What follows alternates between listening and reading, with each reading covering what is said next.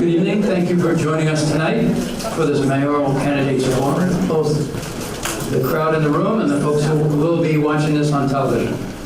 I'm Richard Lodge, the managing editor of the Daily News in Newburyport, which is co-sponsoring this event with the Greater Newburyport Chamber of Commerce and Industry and our media partner, Newburyport Community Media Hub, home of PortMedia. The forum will last until about 8:30. And after I introduce the panel, moderator Grace Connolly will provide information about the candidates and the format. With me on the panel tonight, closest to me, is David Strand, Chairman of the Board of Directors of the Chamber. David is CEO and Brand Director for Strand Marketing of Newburyport.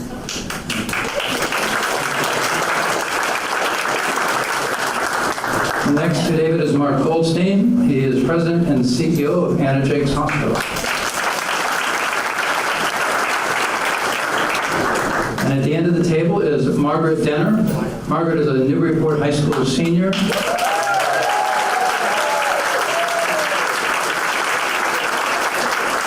She was a Newburyport Youth Council representative from Newburyport Youth Services.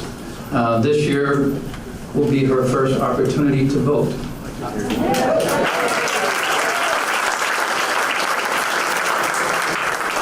And also helping us out tonight as timekeeper is Chamber President Ann Ormond and her assistant Paul Winterberg.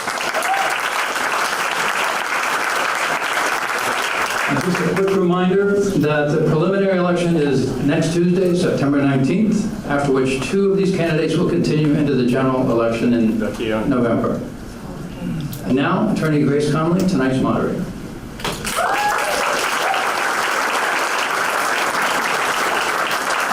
Thank you, Richard.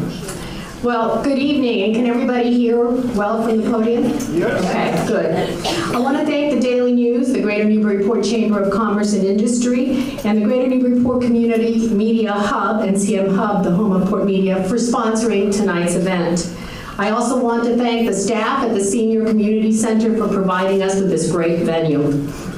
I would like to thank the panelists and the three mayoral candidates for their participation. As the moderator, it is my role to ensure that the debate proceeds smoothly in accordance with the agreed upon rules. And therefore, I'm going to take a moment to explain how the debate will run. Each candidate will have 3 minutes to make an opening statement and 2 minutes for a closing statement. The candidates have drawn numbers to determine the order of the opening statements, and the closing statements will take place in reverse order. The panelists will take turns asking questions of the candidates, starting in alphabetical order. The questions and topics have not been provided to the candidates in advance of tonight's debate. Each candidate will have 2 minutes to answer a question. The other candidates may make a rebuttal statement, but no additional time is afforded for rebuttal. So a candidate that elects to offer a rebuttal will be utilizing part of his or her allotted 2-minute time when answering the next question directed to the candidate. Ann Ormond, whom you've met over there, will be the official timekeeper. She has placards that she will use to indicate when a candidate has 30 seconds remaining, and also when she will hold up the placard that says stop when the candidate's allotted time has expired. Ann will also let any candidate who has exercised the right to make a rebuttal, how much time that candidate has left in answering the next question. The debate will be broadcast live this evening on PortMedia Cable TV. Members of the audience are permitted to take photographs with no flash, please, and to record and live stream the event so long as it's done without any disruption or distraction for the debate. There will be no questions or comments from the audience, please. And the audience is also asked to please hold applause until after the candidates have made their closing statements. If you haven't already done so, please also turn off or silence your cell phones. And now, let's meet our three candidates. Each of the candidates has provided me with a brief biographical statement that I will read in alphabetical order by way of introduction. Starting with Councilor Robert Cronin. Bob is a 4-term city councilor and has been chair of public safety and a member of the Budget and Finance Committee for his tenure. Prior public service includes the Harbor Commission and the Jeannie Geiger Crisis Center Board of Directors. Bob and his wife Sue have lived in Newburyport nearly 30 years. Professionally, Bob has served a 33-year career in law enforcement in the town of Andover, culminating in supervising the Middlesex Sheriff's Office Detective Division. Bob is currently Director of Security for the CAS Foundation and owns a local company specializing in boat accident investigation throughout the United States and Caribbean. Council Robert Cronin. Mayor Donna Holaday is currently serving her 3rd term as mayor. She moved to Newburyport in 1979, where she met her husband Joe Holaday and where they raised their family. Mayor Holaday has placed a major focus on addressing long overdue infrastructure and capital projects, including our schools, while improving our finances and revenues. She has worked tirelessly to improve constituent services and to create greater efficiencies with major technology upgrades. Mayor Holaday holds a Master of Science from Boston University, Master of Education from University of New Hampshire, and a Juris Doctor degree from the Massachusetts School of Law. Mayor Holaday. Dr. Hazem Mahmoud. He is a pediatric oncologist. For over 30 years, he's worked in 5 countries and 4 continents. Since 1984 at St. Jude Children's Hospital, Medical College of Wisconsin, University of Missouri, and Goriab Children's Hospital. His leadership as director of Children's Cancer Centers earned him an endowed professorship at University of Missouri. Government experience with federal and state agencies included the FDA, HHS, NCI, and state health departments. Named Best Doctor in New Jersey, he was also appointed professor of the University of Paris, and he received Press Ganey Gold Medals, National Hope Award, Teaching and Clinical Attending Awards. Philanthropy includes raising millions of dollars for Children's Miracle Network, Missouri Department of Health, and Valerie Children Cancer Center. He directed outreach clinics in impoverished rural areas and currently provides oncology consultation to underdeveloped countries.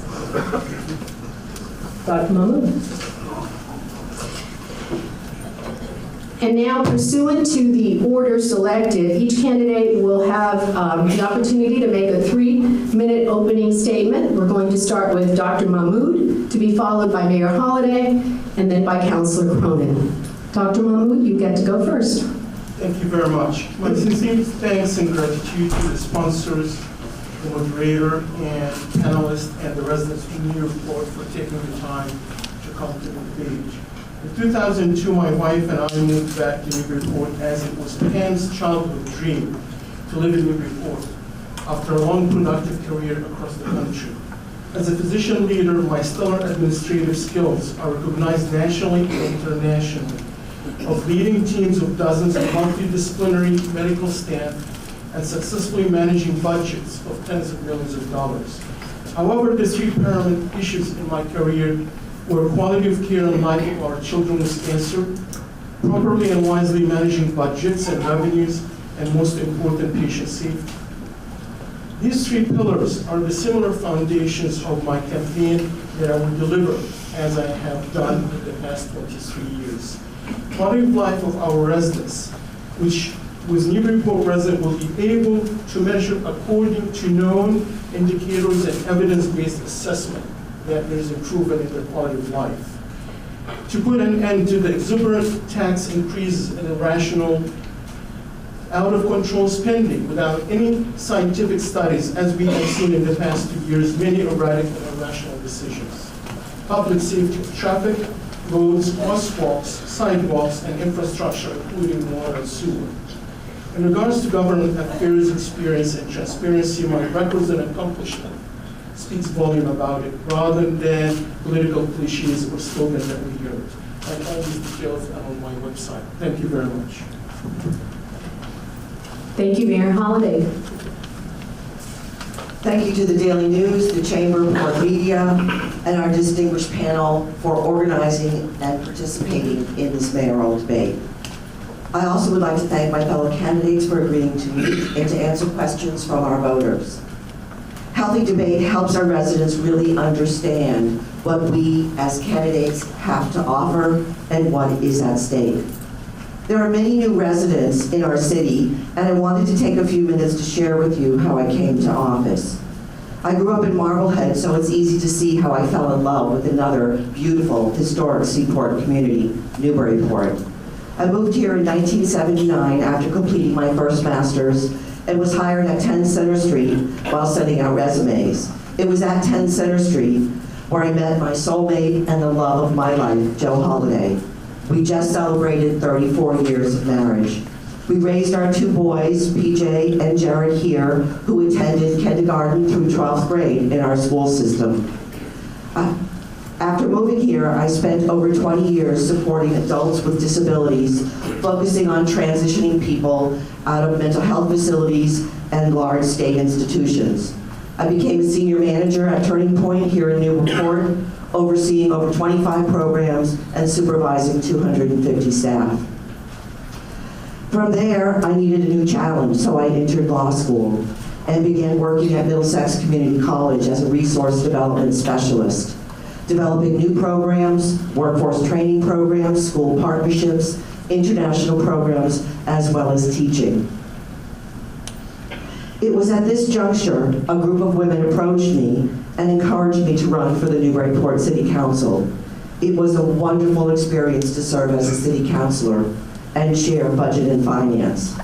I have been so impressed with all of what our city has to offer, and especially our residents and their passion and engagement on so many issues: historic preservation, schools, waterfront, and parks. In 2009, I ran for mayor and took office in 2010, committing to advance the many capital and projects that have been stalled for too long.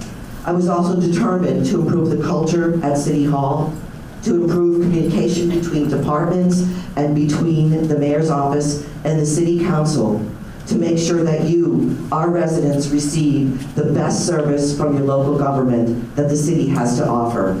It has been an honor and a privilege to serve as your mayor, and I look forward to the debate tonight. Thank you. Thank you, Mayor Holaday. Councilor Cronin. Good evening. Thank you all for attending tonight. My thanks to the panel, Mayor Holaday, Dr. Mahmoud. During this campaign, I've knocked on thousands of doors so far and met many new people. People want to know a candidate. So I'd like to introduce myself. I'm Bob. Hi. And no matter what you may have heard, I am fiercely independent, unenrolled voter, and close to a 30-year resident of Newburyport. I love this city, a wonderful place to live, young families, retirees, and somewhere in between. My wife Sue and I found Newburyport in large part due to the Yankee homecoming road race. The 10-miler, that is, not the 5K. When we moved here, we married here. We are lucky to have our family just up the street from us and a granddaughter at the Bres. I'm a 4-term city councilor and retired from a 33-year career in law enforcement with always increasing responsibilities, culminating with command of a detective division in an 800-person agency. I am ready for the next challenge, and I would be honored to be your mayor. I am proud of my 8 years on the council, as well as my previous service on the Harbor Commission. I initiated the effort to get Newburyport designated a Coast Guard city. I fought hard for priorities that are important to us, including fighting for more money for schools, championing initiatives like applying half the meals tax to sidewalk walk repair, efforts to preserve our local neighborhoods, co-sponsoring the 2012 LHD proposal, supporting the Demolition Control Overlay District, and currently tackling infill. I am proud to have been part of these successes and the continuing challenges. I have learned that we move forward best when we move forward together. Consensus and transparency are incredibly important to me. For me, the process is everything. It is our duty as elected officials to put residents first, to produce properly planned and vetted projects that hold everyone accountable to rules and regulations. The next 4 years hold a huge opportunity for Newburyport. You can be assured that together we will seize that opportunity through good process and better governance by allowing our boards to let new concepts take flight, keeping sharp focus on core priorities, keeping a watchful eye on city finances, and by fostering an environment of inclusion and an open exchange of ideas. This is the new course I want to chart for Newburyport, and it's not a backwards journey, but an inclusive journey forward. A vote for me will be for priorities that match what residents want: careful planning and vetting, process and accountability. Thank you. Thank you, Councilor Cronin. And now the debate will begin. And for the first question, I will turn it over to panelist Richard Lodge, Managing Editor of the Daily News. Thank you, Grace. Councilor Cronin, what is your view of the relationship between the mayor and city council, and how should that relationship work? The relationship by charter is one of a threshold between both bodies. That doesn't mean that those bodies cannot communicate with the mayor's office and back and forth. In the last 2 or 3 years, there has been a serious disconnect between the council and the corner office, in my opinion. This is one of the things that in the Cronin administration, I would strive to change immediately. I have currently 5 other councilors plus myself that have come out and endorsed me. That's right there a showing of the disconnect between the corner office and the city council. We, as a council, want to get information. We, as a council, want to vet projects, to look at things and make our own determinations with time and proper research, and this has not happened. This has to happen in the future. Thank you. Mayor Holaday, same question. What is your view of the relationship between the mayor and the city council, and how should that relationship work? Thank you. The relationship is critical. The city council is the legislative body, the mayor's office is executive, but there are very clear divisions in terms of executive function and what the city council's responsibilities are. One of the things that I recognized early on as becoming mayor was that there was not an opportunity for the mayor to communicate directly on camera with the city council. So what I started doing was a mayor's update. Having served as the city council, there was not a lot of communication between the mayor's office and the council, and I wanted to change that. So the first thing I did was to do every Sunday night before a city council meeting, I sent a comprehensive update to every single councilor, identifying all of the things that we had been working on over the last 2 years. You might remember that in order for the council, before the charter was changed, the mayor had to be invited into the council chamber. 2 councilors went out to the office, brought the mayor into the council chambers, everybody rose, it was a very formal process, and then you spoke on whatever topic, and then were escorted out of the room. Now with the council, with the charter change, it's been wonderful to be able to come in and do a mayor's update directly to the council, giving them detailed information on everything that we've been working on, as well as the residents being able to see and on video what's going on in terms of the mayor's update. And in addition to that, one of the most important things we had to do was upgrade our technology in order to be able to put this kind of information on our website for the residents to see. Thank you. Thank you, Mayor. Dr. Mahmoud, same question. What is your view of the relationship between the mayor and city council, and how should that relationship work? As I haven't been a councilman, but as a successful administrator and CEO of my children's cancer center, the mayor is the CEO of the city. The council is the board of directors. There has to be a close relation with them. We have seen presidents of the United States, when there's a conflict, crossing from the White House and the tunnel to the Senate to meet with senators and congressmen to get them all together. So the relation has to be close. When I decided to run in March for a mayor, I sent an invitation to all councilmen to meet with me so I can introduce myself, learn from them, and know what is going on. So not only from daily news or from the news media or anything like that. I was surprised when I met with 7. The majority, some of them, they haven't met with the mayor for years. Actually, some of them presented the fact that they heard about selling Harris Street parking lot from the daily news that there was no discussion, there was no communication. Here are important issues are made rationally. As a mayor, there has to be retreats where all the city council get out of the city or somewhere they sit and discuss all the issues to bring all the residents together. These retreats are important and vital in any successful management. Thank you. I just received word that it might be necessary to turn up the microphones of the candidates. Apparently people in the back can't hear.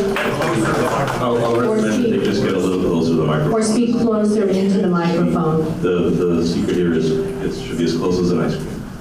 I just learned that this week. Thank you, candidates. I'm honored to be here, and I appreciate that you're taking the time and you've all agreed to be here with us. I think it's important that we have equal representation from all candidates in a forum like this. It's great to hear from you. The format for this is that I'm going to ask first. There goes my screen. This question is going to be directed to Mayor Holaday, but these questions will be available for all of you to listen to. But Mayor Holaday will be the first to address, and I'll be asking the question before each candidate, as Richard has as well. Would you agree there's a growing divide between what we will call newcomers and progressives and longer-term residents and others against overdevelopment? And what would you do to bring these groups of citizens and business leaders together? I'm not sure I agree that there is a real divide between newcomers, and because I see a lot of new residents, the reason they come to our city is because they love our history, the architecture, the walkability, our historic downtown, and want to be part of that, and that's why they come and live here. I know that there is tremendous support from preservationists and people who care very much about protecting our history. And we also recognize that the demand of people wanting to come in Newburyport has caused our housing prices to go sky high. Consequently, there's been a lot of infill development. There's been a lot of push to modify homes. And as a result, we have been working over the last several years to modify our zoning so that we can protect more of the infill and protect the neighborhoods that are so important to people who live in our community. Thank you, Mayor Holaday. Same question for you, Dr. Mahmoud. Would you agree there's a growing divide between newcomers and progressives and longer-term residents and others against overdevelopment? And what would you do to bring these groups of citizens and business leaders together? I would see the divide in a different way. Like any family, I don't think any family here that the grandkids or the kids, once they become teenagers or the younger generation come, there will be always different opinion. There's a difference between different opinion and having a different vision versus really a divide. The only way you can do that by bringing them together. You have to buy in people. You have to invite everyone. And you have to have these meetings where everybody have a say in it. Like when I initiated the ballot vote, because two crucial things can change Newburyport for better or worse, but it's going to change it.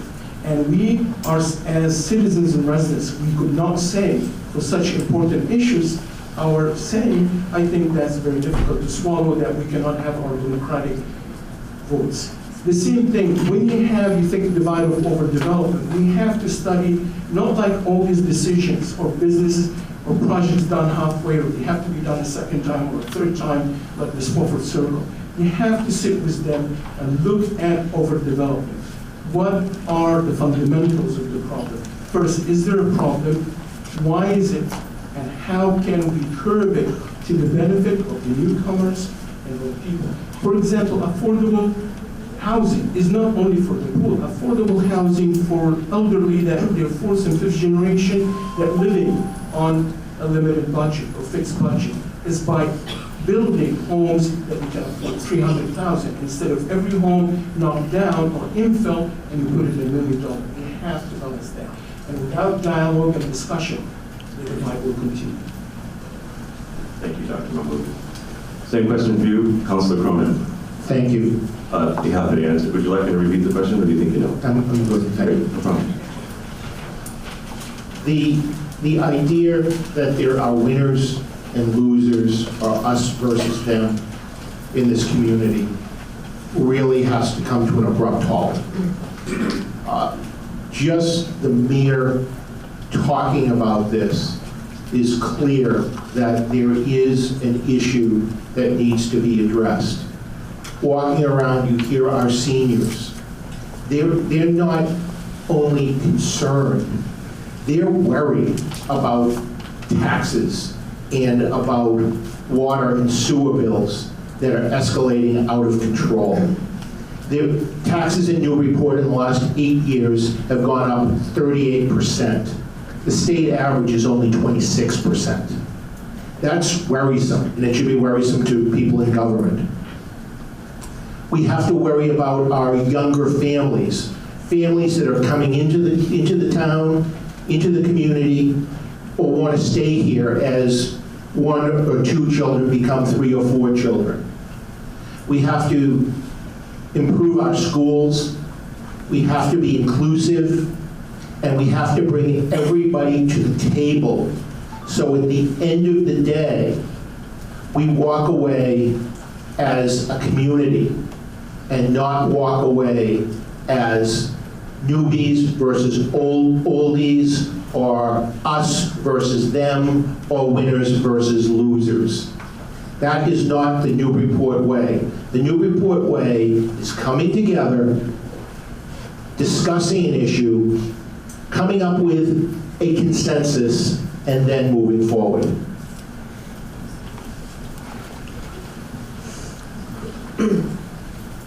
Thank you, candidates. My question will start off with the doctor, and it'll be the same question for all 3 candidates. I'll read it again if you need me to, but I think it's pretty straightforward.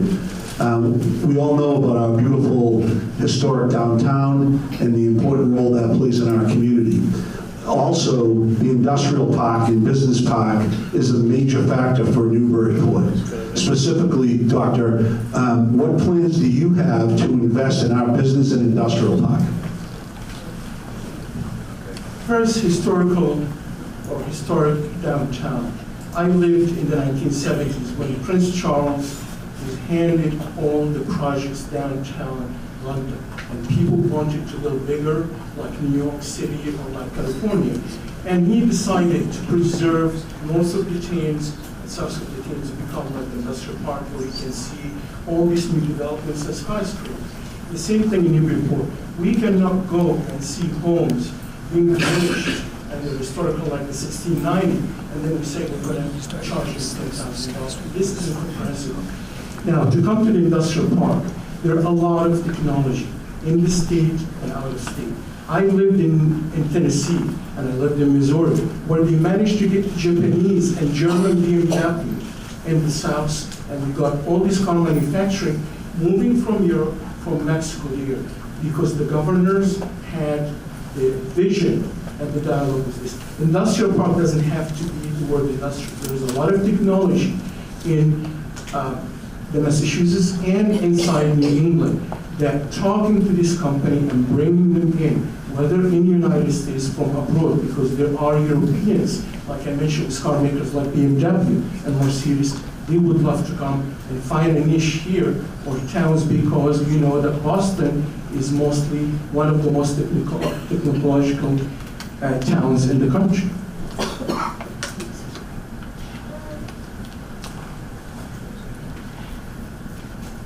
I've lost track of the order. Council Cronin, same question, please. Thank you. Last year, in late 2015, the City Council, on its own, initiating from the Council, voted to rezone the industrial park into a business park. We did that because there was no movement on zoning rewrites and rezoning of certain areas of town. It needs more than a name change. We need to energize or re-energize that area of our community. There are options that we can rely on. I would use the Office of the Mayor, the Chief Administrative Officer, which is like the Chief of Staff, to partner with the Chamber of Commerce to aggressively seek new, better, and expanded uses in the industrial park, in the business park. We should be marketing on our strengths as a community, not begging for the scraps. We need to re-energize that area, perhaps recruit satellite college campuses by marketing Newburyport's strengths, establish stronger relationships between business that's already out there and education. We are currently losing businesses to other local municipalities. I would also like to seek a business-style hotel down near the business park. My wife is a almost 2-decade employee of Rochester Electronics. It makes no sense to me that visitors from Singapore, from London, from the West Coast have to be shipped down to Danvers or over to Amesbury, where when they come into the lobby, they see little folders that direct them to the downtown in Amesbury. Thank you. The creation of our industrial park was absolutely vital at a time when Newburyport was really struggling economically. The Newburyport Area Industrial Committee came together, uniting all of the businesses under one umbrella, and really worked cooperatively for many, many years to advance and develop our industrial park. But that model had changed. NAID dissolved. They're now still a foundation, a charitable foundation, but it really evolved into the Newburyport Business and Industry Park, hence all the new signs that are there. We have worked reaching out to companies through the Mass Office of Business Development. We have given certain tax incentive financing, most recently to a company that moved from Georgetown that took over the old Cabot building. We did it with Mark Ritchie, and we did it with Rochester Electronics. Some businesses have left for various reasons, more recently Greenport, but we are working with the Merrimack Valley Planning Commission on creating a whole new marketing strategy. We're working with a marketing company out of Haverhill, creating new logos, new websites to market that. And the business park has come back together again in a group representing about 64 of the businesses there. We work with the chamber, we work and invite representatives from the business park to sit on our monthly economic development action committee. So they're at their voices at the table as we talk about their needs.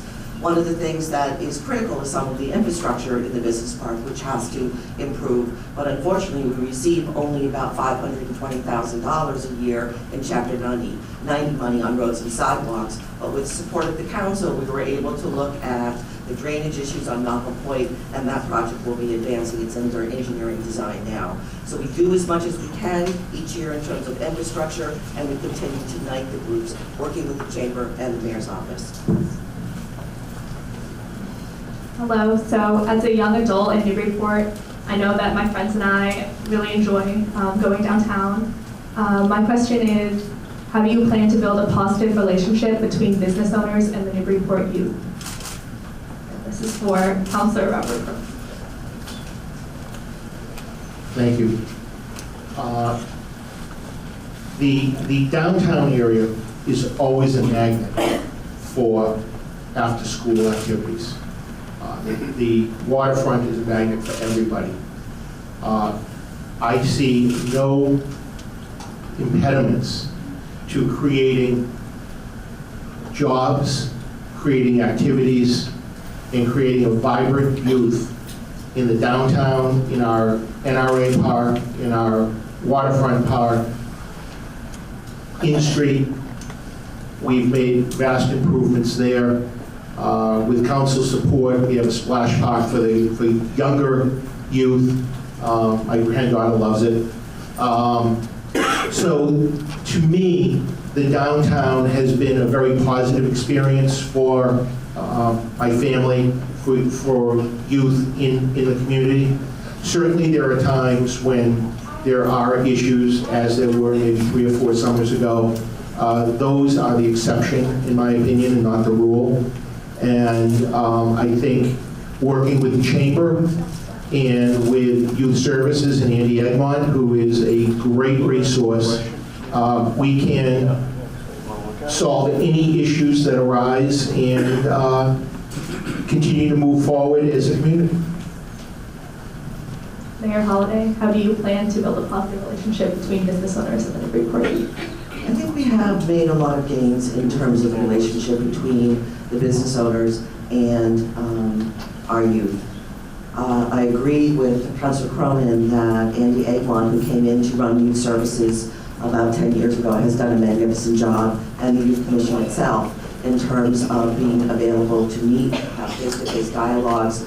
The outstanding issue that seems to surface is the when we have professional developments and half days of school.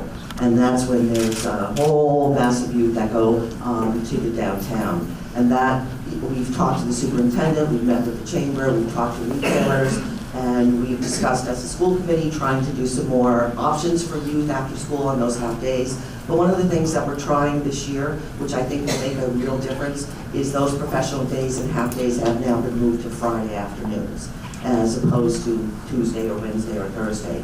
And I think that will help.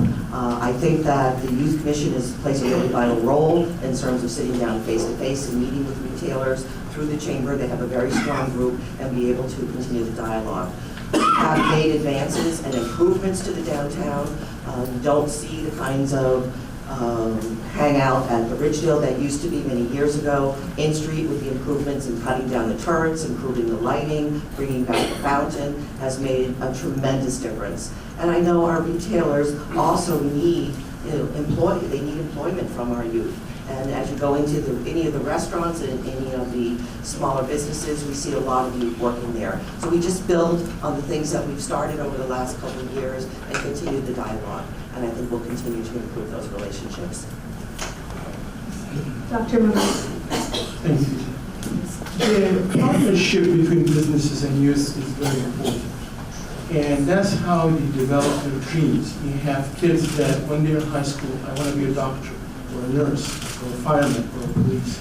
These businesses, they can have internships or mentoring, where they can either doing as volunteer or as full-time work with these businesses. They can learn the entrepreneurial, they can learn what they need to do. So a lot of businesses, if people will approach them, or youth services or school, and try to niche them with a partner, whether it's Energy, a high school student want to be a nurse, she can go and follow. We used to call it shadow programming, where you can follow them and see, do I really want to be a nurse, physician assistant, lab tech, what do I want? The same thing with businesses. There's in the industrial park or downtown, where they can learn responsibility and how they can be dependent, how to handle their money. The best example, Tony Blair was in France working as a cafe waiter, and that's how he learned about democracy, because that's how in the cafe they used to divide all the tips between everybody, and I was one of them.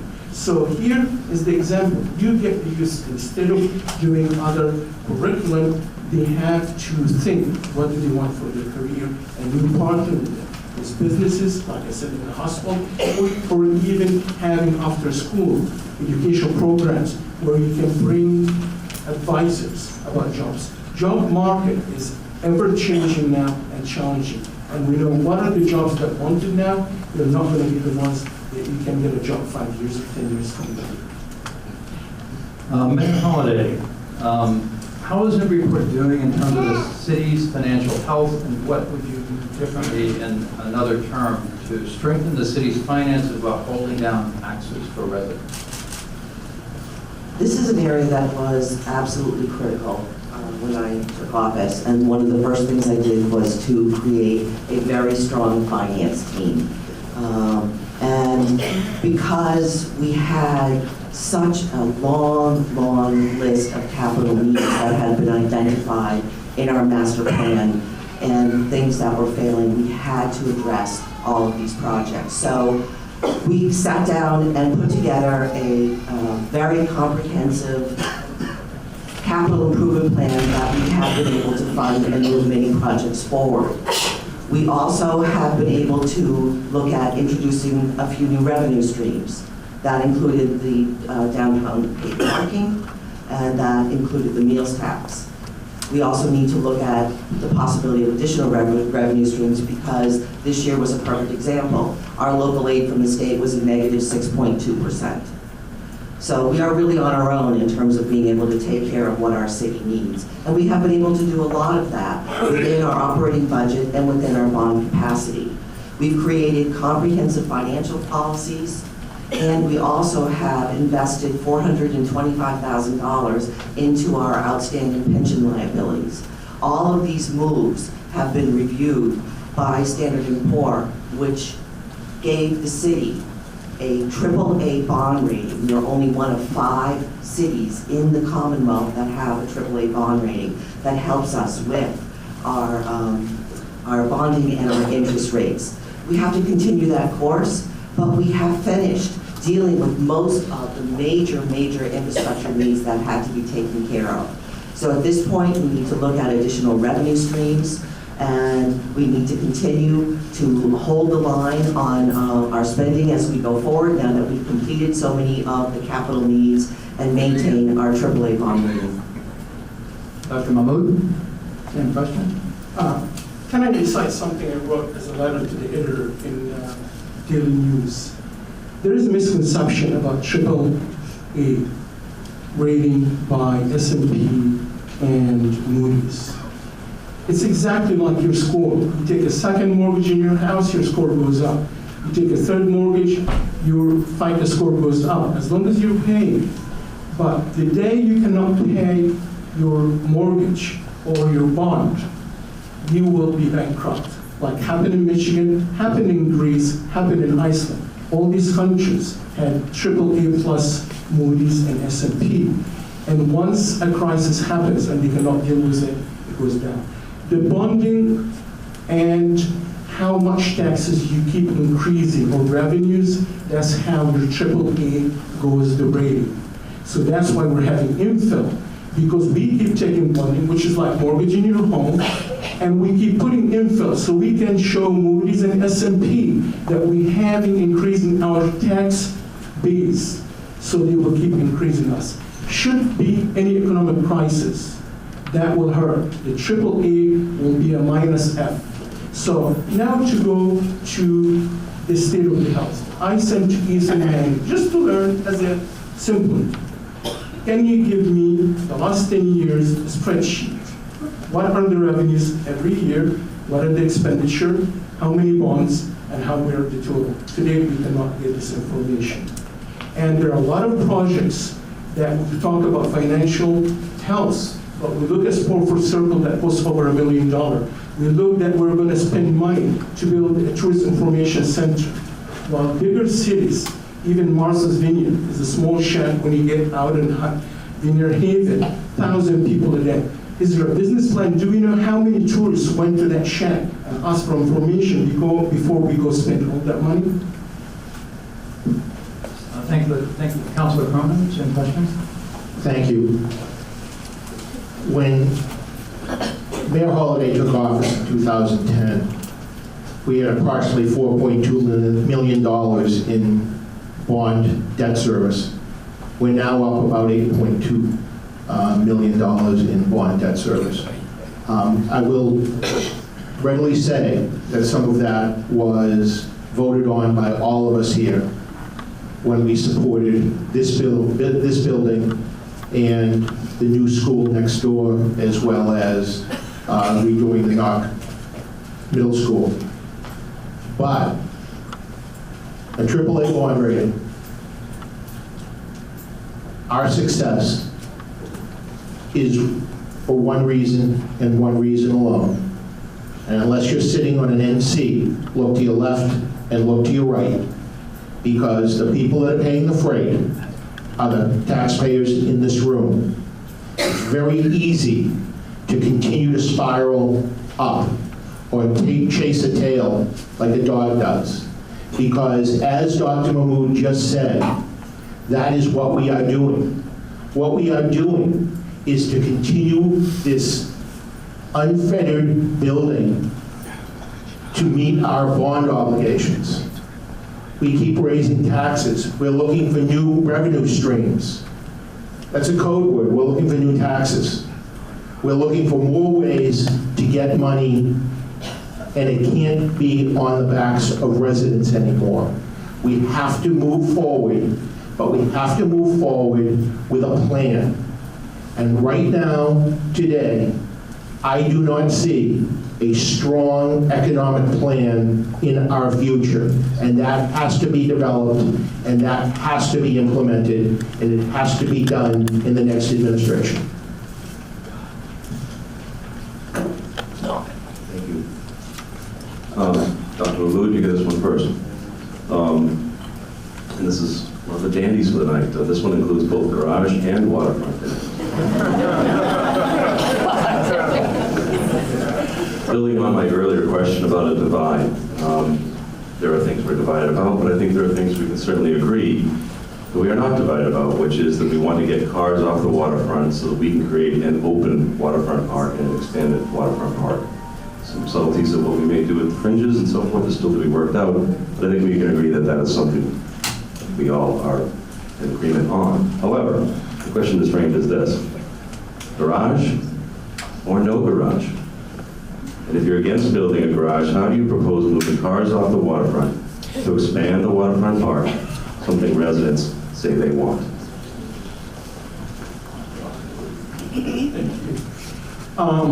First of all, I would like to make it clear, the garage and waterfront are not only the issues of my campaign. Actually, when I advertised that I'd like to meet with people to start collecting petitions, and I made it clear, many of them here in the room, that the petition for the garage and the waterfront has nothing to do with the issues for my campaign. This was mainly because that we are losing our democratic right to vote on something very important that, in my mind, could change it forever. Better or worse, the skyline of Seaside Newburyport can be gone. And remember, like dissipation was sensitive to the parents. Read the protocol, read the treatment, take it for 24 hours, come back. Because there's no remote control that you can rewind and go back. Once you start that process, you cannot rewind it. Now, do we need a garage? I haven't seen a study showing that we need it except for 2 or 3 weeks during Yankee homecoming. Yes, we can move 100. Tomorrow, if I'm a mayor, I can move for you tomorrow 100 cars from the waterfront. I have shown satellite Google Earth, that I didn't direct it, going for the past 10 years, how empty the waterfront park. Actually, for 8 months of winter, the city is occupying about 100 spaces by the platoons and the boat ramps that we stored there. So you're blocking it already. We can move this, but that's not the right place. I have not seen a study that's scientific and evidence-based. Every study was flawed, which is a fraud. If this was a company, industrial company or a pharmaceutical, will be shut down. And I would be holding a sign in front of the old Kmart, I would work for food. Because you cannot make a pollution study, which was analysis, and you fool the whole city and tell them that was a study. And studying your report as a rural area. Thank you. Councilor Cronin. Thank you. First and foremost, I am a strong, unwavering supporter of an open waterfront. Always have been, always will be. The waterfront belongs to the people. It is time to complete a park, and it is time for a mic drop and a congratulations for the NRA to walk away. We don't need anything built on our waterfront. We don't need a missing tooth filled in. We have view corridors. We're fine with expanded park. Now, when you do link that to the garage, if you choose to, I'm very, very concerned about the finances of this garage. I'm not anti-garage. I'm anti losing money, which is what I think everybody should be in the same boat when we look at our household finances. It's the lack of revenue that is going to bleed monies from our robust parking plan. This is going to stagnate our downtown revenue for the next 6 years. This is going to hinder expanding a park. Again, as Dr. Mahmoud says, you could move 100 spaces off that waterfront tomorrow, and nobody is going to notice. Nobody is going to notice unless it's Riverfest, unless it's Yankee Homecoming, Councilor unless it's Cronin, two. time. I thought it was 37. Oh, I'm sorry, my mistake. Apologize, Councilor Cronin. Okay. So we could move about 100 spaces off the waterfront today, and nobody would notice. It's just Riverfest, Yankee Homecoming, and a couple of weekends a year. We could create a surface parking lot. That parking lot would accommodate at least 60 to 80 spaces. We also have an auxiliary lot on Hales Court. I'll circle back. The issue of the central waterfront and the garage has been debated for 30 years. This wasn't something that I just decided that, well, let's just build a garage. As a member of the city council, I was on task force, study groups. We have stacks of studies that we have spent years and years looking at this. The NRA had formal memorandums of understanding with the mayor's office talking about getting the cars off the waterfront, but in order to do that, we needed a garage. We're talking about the future of our city and our downtown and making it more walkable. I believe that we need, for the future of our city, this garage. It's 207 spaces. We have $6.5 million to cover almost half of the cost of the garage. It will be architecturally sensitive, so it will meet the needs, and the balance of it will be paid for by the operation of the garage as well as parking receipts. I disagree that there has been flawed studies. Some have been modeling. There are a lot more studies that will be coming as we advance this project, but we have reached consensus on the waterfront, and that the NRA has agreed to transfer their property to the Waterfront Trust. You know, as our working group and as the city council, there has been consensus finally achieved after years and years of debate about this.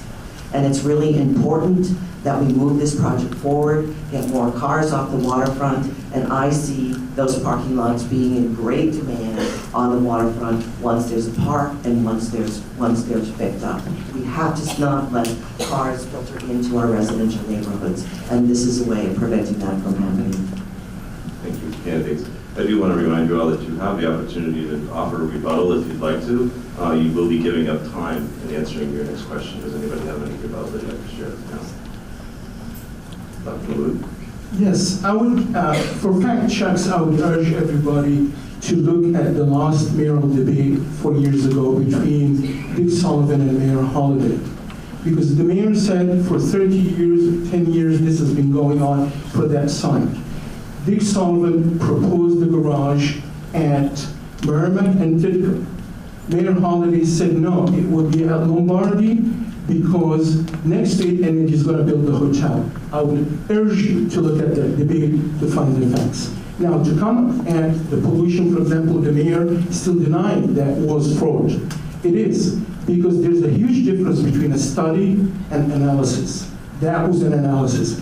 They used the wrong data sets. They put Merrimack Street with 17,500 cars a day as a rural street. A rural street when you have wide fields, barns, and air moving pollution away. The instrument to measure the background concentration, not put in Merrimack deliberately. It was 2.8 miles away on Highway 95, or all those trees are going to be sucking the pollution, not the residents walking Merrimack Street. Thank you. My questions will start off with Bob Cronin. This was a terrific weekend to be in Newburyport, celebrating visionaries Jack Bradshaw and Jonathan Woodman and Byron Matthews for their view of the city back in the 70s. Specifically, where do you stand on the New England development current plan for Waterfront West? The current proposal is too dense, too tall, and doesn't support the parking needs as presented at this point.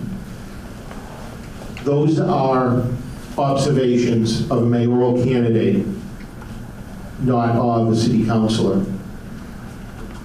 Currently, the planning office and planning board are there to assist applicants. In my opinion, they are spending way too much staff time on working with a developer to come up with a workable plan. Currently, there is nothing before our city council, which is usually the first step in a zoning change. This project needs to be scaled. If zoning considerations are made, significant accommodations must be provided to the city. Those accommodations can't be Chapter 91, which is waterfront access accommodations per state law. These have to be true accommodations to the city and the citizens of Newburyport for giving accommodations and zoning relief. The city council, not the mayor, vote on what happens in Waterfront West. So I've heard whispers that if I'm the mayor, I can't get involved in any of these negotiations. This is absolutely untrue. All meetings and negotiations will take place in public unless in the unlikely event of an executive session is mandated. I personally have not found one instance of mayoral recusal in the last 25 years in the Commonwealth of Massachusetts. I will not recuse myself. I will have a city solicitor and staff to guide me, as no mayor should negotiate with seasoned real estate developers and their lawyers at a level like this. The initial P&S, I'm sorry, let me just finish my thought. The initial P&S for Titcomb showed how over our head we really were. Mayor Holaday? New England Development purchased large parcels of property over 15 years ago, and we have all been very anxious about what was going to be this plan for the waterfront. And recently, they have come forward with a conceptual plan for Waterfront West, the property between the Black Cow and Michael's Harborside. And the job of mayor is to let boards and commissions do their work. I can't be influencing them, seem to be influencing them, and so I listen and I I've met with New England Development, looked at the proposal. I have been listening to the residents in the city and hearing very similar remarks that Councilor Cronin made. It's too dense, it's too high, there's not sufficient parking, and where are all the amenities? So these are the kinds of things that, as a community, we all have to have our voice. We all have to attend these meetings. We all have to be able to contribute to the conversation about what is going to happen in this area of our city. It will forever change our waterfront, and we have to get this right. It's very, very important that this development occurs that meets the needs of our community, as well as the Chapter 1, which is the access to the waterfront, which any development on the water has to have some type of amenities there. But it's really, really critical that we work together as a community and get this right. Thank you. Dr. Mahmoud. Dr. Mahmoud has 47 seconds to be used to rebuttal. Okay. Anybody buys a house here, you're subject to zoning.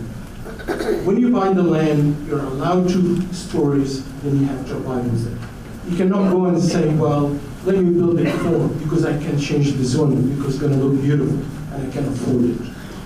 The Waterfront West and MED, they have not provided us how they're going to have parking. Second, I would like everybody, and it will be on my website, to look at this area exactly according to projection, which you're right, that in about 30 years, at least once a year, there will be flooding in that area that will reach Market Street and Market Square. This is not me, this is the government that is studying that. FEMA, they're building according to FEMA, because FEMA talks about now, not the future. Thank you.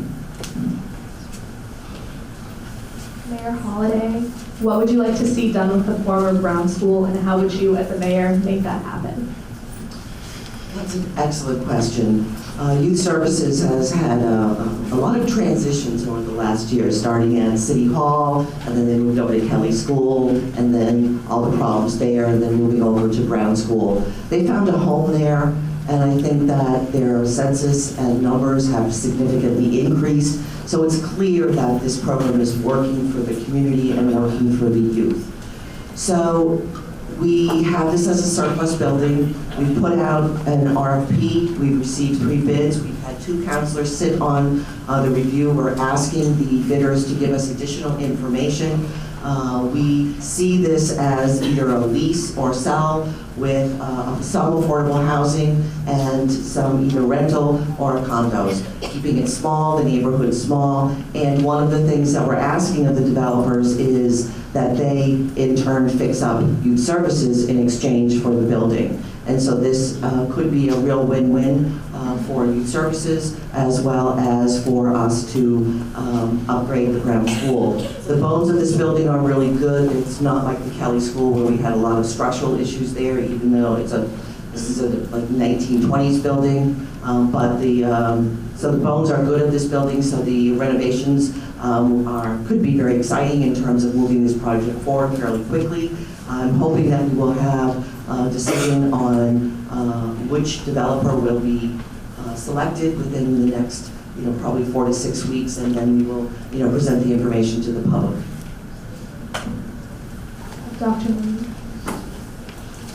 Mahmoud. The youth service in Brown School, first of all, the youth are the future of Newburyport in the country. You invest in them, you invest in the future.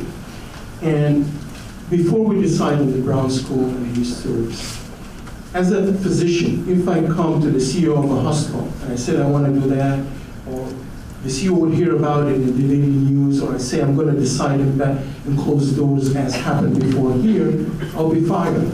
You have to have a business plan. You have to look at the fundamentals. What are your projections? What are you getting? What is the pros and the cons? What are you going to benefit from it? And you're not doing all that by yourself.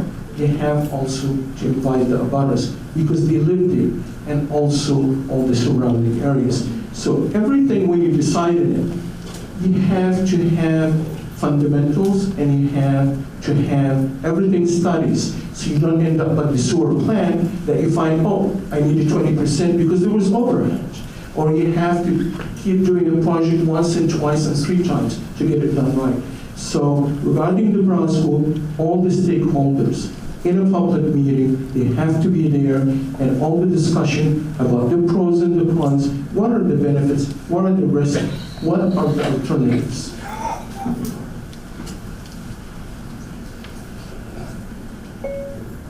Currently, the Brown School is being looked at in varying ways for varying uses, like the mayor has said. What I would like to see is more neighborhood input and not putting the cart before the horse and having 2, 3, or how many ever RFPs, requests for proposals, or plans come in that the neighborhood then has to choose from. I think that the way that this should be addressed is to have a neighborhood buy-in, understand what the neighborhood wants out of a public building that is now going into disuse, and addressing it from that angle, and not the other way around and saying, now neighborhood, you have these 2 or 3 choices. The youth services has certainly found a pleasant home that needs a little TLC there. So certainly any proposal needs to include upgrades to youth services. That is also used for private functions and basketball leagues. And it's a real asset to the neighborhood. Even in winter, it's a location where the neighborhood goes to park in snow emergencies. So the neighborhood itself has to come back to the table and not be excluded. Thank you. Question to Dr. Mahmoud. What would you do as the next mayor? I'm sorry. I would just like to take a minute to clarify. Once the Brown School was closed and we moved pre-KK over to the Bresnahan School, we started meeting with the community at the Brown School. We've had probably 4 or 5 different meetings with the residents in the Brown School area. We brought in the Winter Street architects who met with the neighbors before they started even doing the design of a feasibility study, and they asked questions of the neighborhood. They created the feasibility study. We even talked with the neighborhood about going out to maybe artist studios, and a group of neighbors went to Amesbury to look at artist studios there. We brought Winter Street architects back again to talk about where they were in terms of the feasibility study. We met with the neighbors. We talked about what makes sense for the building. They had given their buy-in, their input, and that's what the RFPs that were released, the request for proposals to the public, to developers, were based directly on input from the neighborhood. Okay, next question. Dr. Mahmoud, what would you do as the next mayor to protect Newburyport's historic neighborhoods and to prevent the kind of destruction we saw in the work on the 1690 house? It was a tragedy, unfortunately, but it's preventable. It's like everything I have done in the past 30 years. If you follow policies and procedures, you can save lives. And the same thing, the preservation. There were policies, there were city ordinances that were not followed. It cannot be that, for example, a builder puts a building about 10-inch or 15-inch up and then will go unpunished, or not punished, but at least restoring it. It's not the mayor to say, okay, give us 10,000 or 20,000. If we start violating our policies and procedure, which is city ordinances, and keep giving variances, and treat each person differently, all residents of Newburyport are equal. There is no resident more equal than others. The same thing with developers. They should be held to the highest accountability. Yes, we hired another and spending money on another zoning officer, but there were 2 building inspectors that are doing their job. If they were supported by the city hall and the mayor, and they stood firm about the city ordinances, the preservation of our downtown will be the same. I lived in a house on the Seine in Paris, in Cour de Bourbon. It was built in 1600. As a tenant, I had to preserve it. I could not move anything without it. That house is still standing because there are laws in the city of Paris. You cannot, it doesn't matter who you are, a friend or relative, you cannot get away without anything doing like happened in 1690 or any other houses downtown under preservation. Thank you, Councilor Cronin.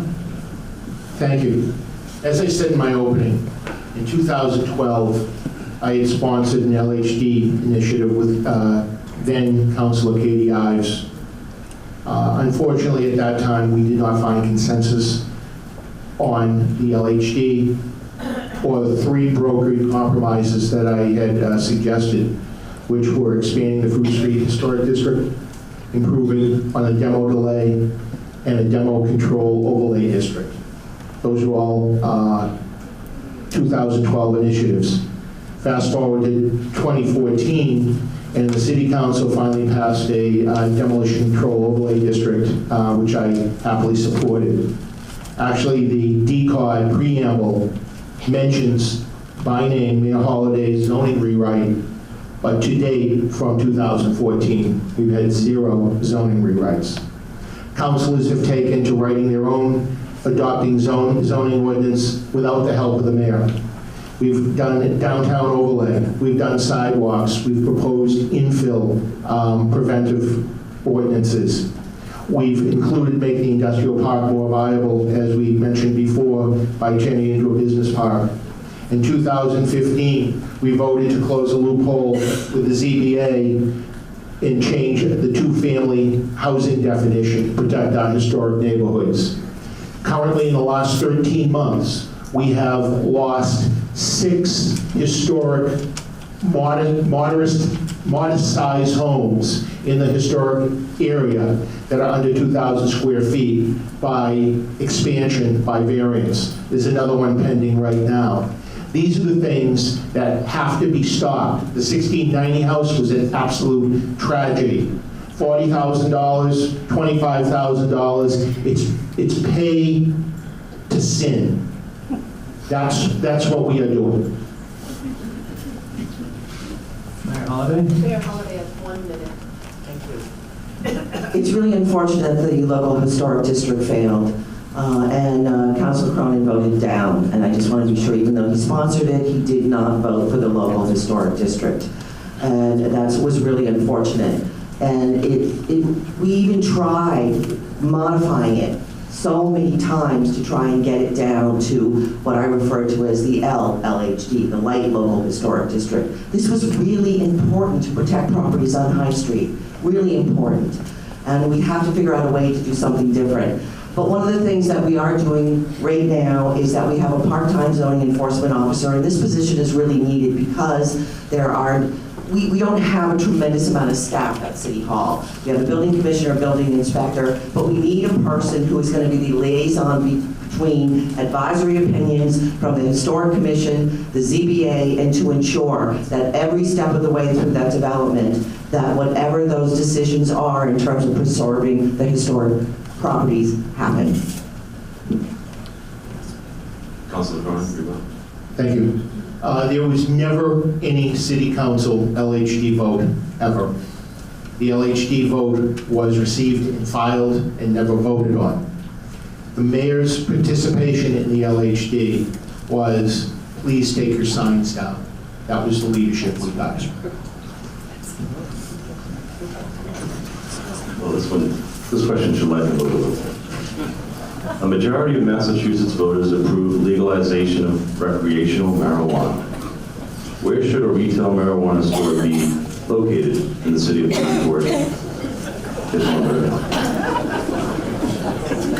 Sorry, Council, this is for Council.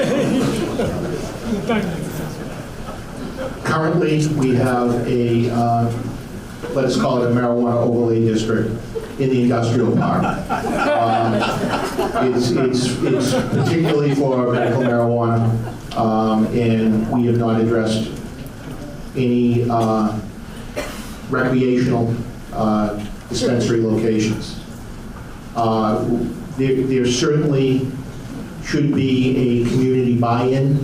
This is not something that we should just go and make a quick decision on. We, as a matter of fact, not that I'm advocating this at all, but we could actually do a referendum vote to see if we wanted to do marijuana in our community. With that being said, I think that the best solution is to bring many people to the table, advocates, law enforcement professionals, planning board, city council, the office of the mayor, and reach a consensus of what we want to do with this. At this point, it is here to stay. And is it something that we want to regulate as we do liquor stores? Or do we want to put this in a location that is certainly well out of the way? And that is going to be not the mayor's decision, but that's going to be a community decision. Mayor Holaday. Thank you. The legislature took a while to enact what they were going to do after this ballot question passed in our state. And that was recently passed, and one of the components of that is if you were a community that voted affirmatively, then you have to move forward, and you can't unless you do a ballot initiative, probably a year and a half from now, on restricting it, you must go forward and zone or figure out what you're going to do about recreational marijuana. As Councilor Cronin said, we did zone for medical marijuana, and medical marijuana facilities, if you do not zone or make decisions as a community, can morph into becoming recreational marijuana. So we've been waiting for the legislator to come up with the guidelines. We now have a very large cannabis commission at the state who will be directing this process. And at our last city council meeting, we have come up with a team of people to start this dialogue in terms of what we want to do as a community. Because it's important. We voted in favor of this, and so we need to come together as a community and decide how are we going to address this. Do we want to have, pot shops downtown Newburyport, or do we want to have, you can have up to 25% of your current liquor licenses. So we have to decide as a community, what do we want to do about this? And do we restrict it to the zoning that we currently have in the business park that is just for medical marijuana, or do we decide that there are places in the community that we would allow recreational marijuana? Thank you. Mahmoud? If the garage is zoned for marijuana stores, maybe that's a place to put it in. I'm just kidding. There is a big difference, and people cannot, yes, there are state laws, there are federal laws. There is a huge difference between medical marijuana, which any physician support because there's benefit, and recreational marijuana. This is an infant that is starting to crawl. It hasn't stood up in its feet yet. The state voted for it, but every township and city around us, they're starting to carve out Groveland, Newbury, and Amesbury. They're trying to limit stores. Yes, you can use it. Yes, you can put it in the back if it's recreational, but should we have stores or not? I heard from people saying it's going to bring tax, but again, studying and evidence-based will help us. Colorado is suffering, and if you speak to people in Denver, they're suffering. You get tax money because you're selling your soul to the devil. We need that in Newburyport. It's going to be a vote. Actually, I talked to people about having, once we know the state passes it, the cities around us, so we learn about it, so the lawyers don't shut down or shoot down another initiative for me and say, no, it's illegal. So we're studying it, that it will be an initiative that would help everybody. But we have to separate what is recreational and what is medical. We have time for one last question before we go into the closing statements, and that will be Mr. Goldstein. Thank you, moderator. This question will start with Mayor Holaday. As the saying goes, hindsight is always 50-50. Can you discuss a decision you made or a position that you took that in hindsight you would now do differently? Thank you. When I took office, the study committee for the local historic district had been in process for about 2 years. The initial survey looked very positive, that the community really supported this. And then I walked into that first meeting at the Belleville Hall, and I was amazed at the level of misinformation and the pushback from the community in terms of the local historic district. And again, we tried to, as I said earlier, to make it, modify it to make it a lighter local historic district. And I think that if I knew what I know today back then, I would have immediately said, look, this district is too large. It's the entire length of High Street. We had a very small historic district that's been very successful on Fruit Street. What we should have done is attached smaller neighborhoods to that existing local historic district, and then assess, and then each year add another component to it, and that would have aided in helping to protect our historic structures. Dr. Mahmoud? It's not going to be regarding here in Newburyport, but I was very blessed in my career that I did research. I had to work with FDA, and I had to work with industrial, pharmaceutical, and work with the largest cancer center in the world. The decision maybe I regret now, and I didn't stand my ground for it, is that a pharmaceutical company, I brought a drug from France, and I got the IND for it from the FDA, which takes a long time because of all the regulatory out there. And after that, I gave it to somebody to take care of it. The industrial, or the company, as we call the industry, the company took the medicine and benefit from it and tripled its price. And not only that, he did the inflated by saying the dose is needed is 4 times. That's what I regret, because I should have stood my ground and stopped that from happening. Councilor Cronin, please. Thank you. I'm going to twist your question around. One of the most disappointing things, maybe it's not a vote, but sitting here on September 13th, when half of our city budget is schools, and we haven't had one question to a mayoral candidate that is, in effect, head of the school committee. I am proud of our students and educators, and I am proud of our parents. I've mentioned her once or twice, I'll mention her again. I have a granddaughter in the schools. One of the things that we have to do is ensure a safe and respectful environment in our schools. We have to work with the administration and the union to prioritize goals. We have to communicate with the schools.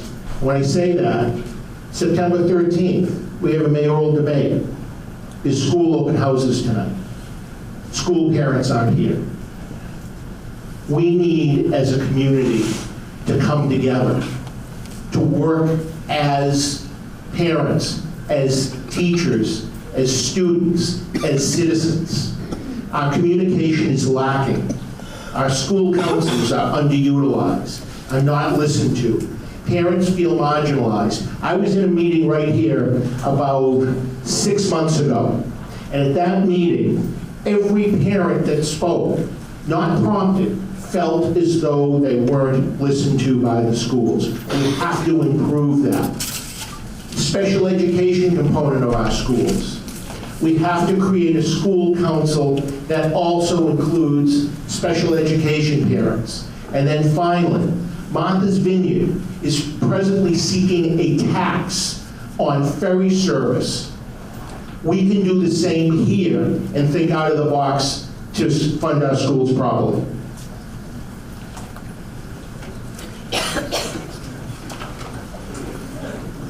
Thank you to all of the candidates. And now we're going to move into the closing statements. Each candidate will have 2 minutes to make a closing statement. And we're going to proceed in the reverse order that we started. So Councilor Cronin will make his closing statement first, followed by Mayor Holaday, and then Dr. Mahmoud. Thank you. I want to thank everyone for attending tonight, the panel, the other candidates. I'm grateful to have shared some of my visions here tonight, and I will continue to work to make sure residents' priorities are listened to. Your priorities. Schools, streets, sidewalks, preservation, affordable housing, quality of life, stay at the forefront of debate moving forward. I've said yes to many projects, large and small. I've said this needs more work to other projects. I voted no when process, presentation, and facts were poor. I've always put residents first, not developers, special interests, or party politics. I chose to run for mayor because I believe our little city needs a change in direction, to set the agenda for Newburyport and chart a new course away from the unsettled waters of us versus them. The projects and process we undertake is a reflection of a mayor's leadership. I know there is a better way from our present direction, a better course still moving forward, but with all of us rowing in the same direction together. Poor planning has delayed projects, cost us money, and created great divides between the winners and losers. We can't afford to spend $1 million on a baseball field when we don't own center field. That happened. Ignore odors from our treatment plant. Accept pay-for-our-sin settlements that erode our neighborhoods.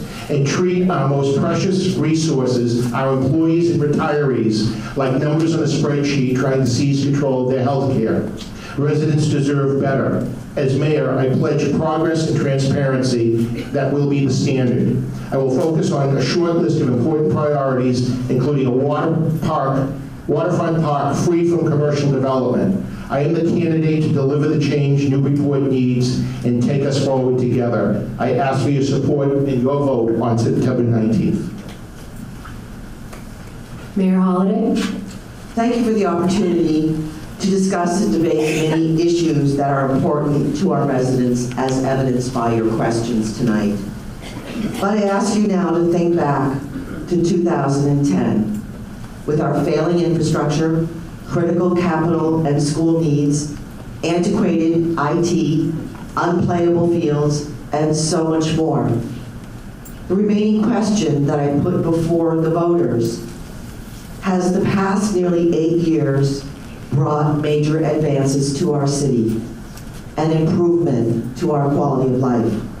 The school projects and increased funding, the senior community center, $6.5 million towards sidewalks and roads, master plan and zoning revisions close to completion, increased sustainability initiatives, rail trails, and consensus finally achieved on our waterfront.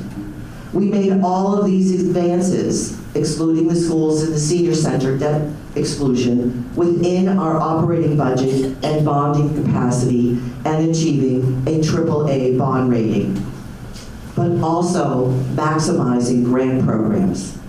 There is work to finish, and the relationships developed over many years at a local, state, and federal level cannot be overlooked as you consider this election. My administration has demonstrated that we work well with the Democratic and Republican administration to meet the needs of our city. Voting facilities, school projects, intermodal facility, jetty repairs. We have developed strong, professional, dedicated, and a committed team, your department heads, that work 24/7, as I do, to meet the needs of our city and its residents. This was clearly demonstrated on so many occasions, with Snowmageddon of 2015, fires in 2016, and safely managing thousands attending city events. Thank you for your support, and I would appreciate your vote on the 19th. Dr. Mahmoud? Thank you very much, everybody, for coming tonight, the moderator, the panelists, my fellow candidates. The issues I'm running for are very clear, and I put them forward about end of March. If you feel that they resonate with your vision of Newburyport moving forwards, I sincerely ask for your vote. These include the right to vote on crucial, expensive issues that could forever change Newburyport's seaside community for better or worse, such as the garage and Waterfront West. One of the biggest issues in the town, which could be easily resolved if there is a resolve to do it, is to put a curb on the unfair taxes and unconscionable spending that is spiraling out of control.